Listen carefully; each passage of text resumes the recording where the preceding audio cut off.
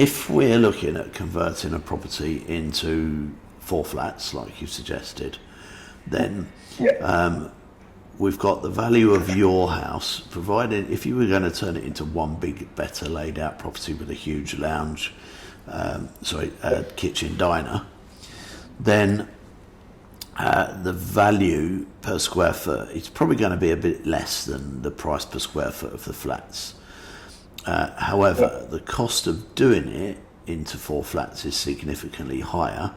and you lose nearly 20% of the whole floor area and that isn't selling price per square foot, but it's cost you because it is part of the property, because you need to put the stairwells in and you need to put the corridors in. So looking at that as a development, you've got to look at, one, what the cost would be of converting it into flats and what the end value will be, and what would happen if you've got planning to put a bigger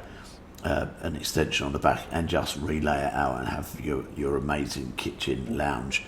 with bifold doors and everything that extends the garden.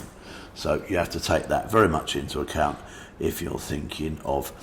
converting a expensive London property into flats, or do you leave it as a larger property?